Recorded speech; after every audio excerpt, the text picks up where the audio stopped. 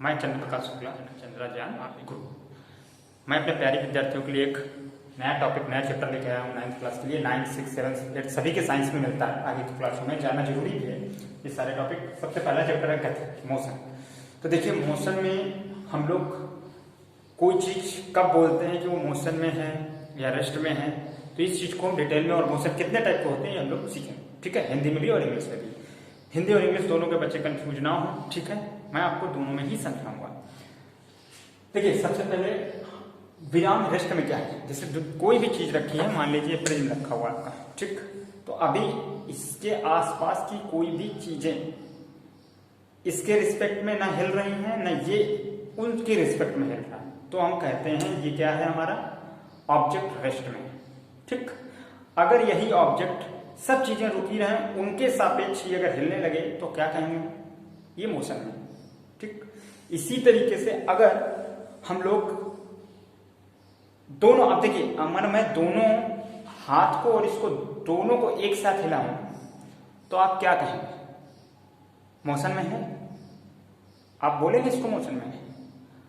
मेरा हाथ भी और प्रिज्म भी, तो दोनों है तो मोशन में। लेकिन अगर कहें मेरे इस हाथ की हथेली और प्रिज्म में कोई मोशन है, तो नहीं।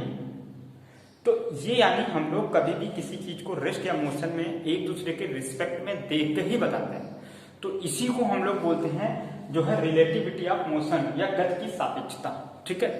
गति हम लोग एक चीज के कंपेयर करके ही बताते हैं, और जिस चीज के रिस्पेक्ट में करते हैं उसको हम लोग फ्रेम बोलते हैं, ठीक है। जैसे हम लोग यहाँ पर अर्थ को फ्रेम मानते हैं, तो अर्थ के हिसाब से ही हर चीज के मोशन की हम लोग गणना करते हैं। हम लोग किसी दूसरे ग्रह पे जाएंगे तो वहां अर्थ के रिस्पेक्ट में नहीं, वहां उसके रिस्पेक्ट में होगा। तो ये फ्रेम के हिसाब से आपका चलता है, ठीक है, अलग अलग। ये आगे की क्लासों में आप लोग पढ़ोगे, जानकारी दी में। अब बात आती है, आप विराम तो समझ गए।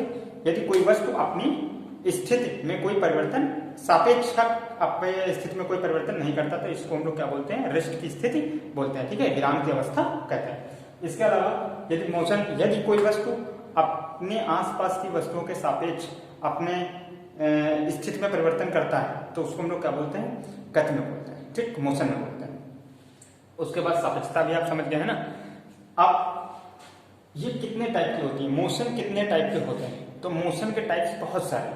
जैसे नंबर 1, सरल रेखी गति या स्थानांतरी गति। तो देखिए, सरल रेखी गति या स्थानांतरी गति का मतलब क्या होगा, इसको इंग्लिश में क्या बोलेंगे, सरल को रेक्टिलाइनियर एंड जो है ट्रांसलेटरी मोशन, ठीक है, ट्रांसलेट करना इधर से उधर स्थानांतर। अब देखिए, जो आपका ये टी है यहाँ पर, ठीक है, रेक्टिलिनियर जो मोशन है, सरल रेखी, जब कोई वस्तु एक सीधी तल पे चल रही है तो उस टाइप के मोशन को, और एक स्थान से दूसरे स्थान पर स्थापित होती जा रही है, चलती जा रही है, बदलती जा रही है, तो इस टाइप के मोशन को हम लोग क्या बोलते हैं, सरल रेखी गति, ठीक है। इसके बाद सेकंड पार्ट आता है, सेकंड नंबर, वृत्ताकार या घूर्णन गति, तो सर्कुलर एंड रोटेटरी मोशन।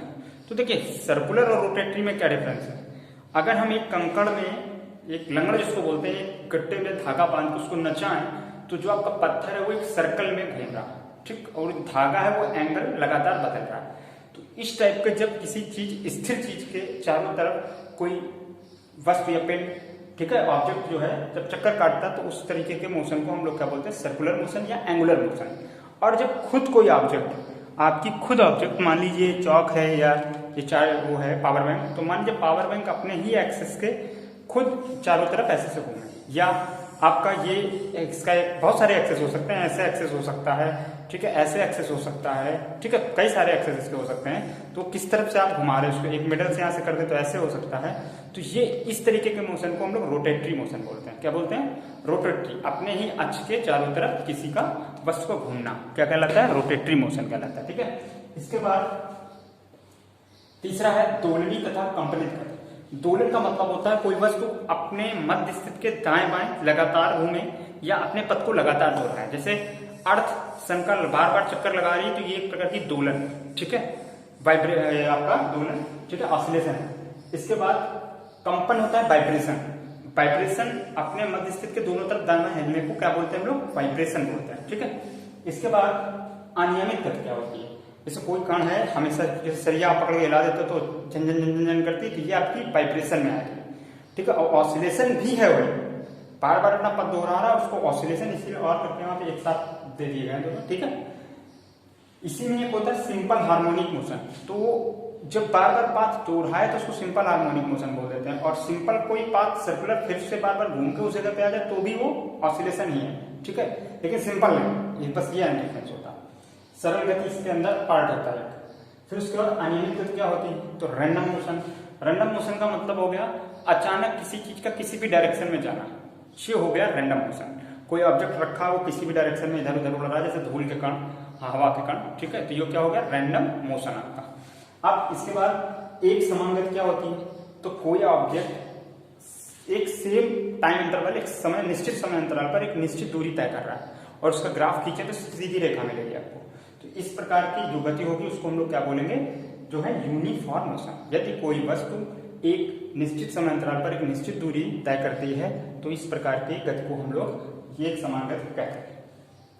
असमान गति, नॉन यूनिफॉर्म मोशन क्या होता है, तो जब वस्तु निश्चित समय अंतराल पर निश्चित दूरी तय ना करे और उसका ग्राफ एक सीधी रेखा प्राप्त ना हो तो हम उसको क्या बोल देते हैं, असामान्य, नॉन यूनिफॉर्म मोशन।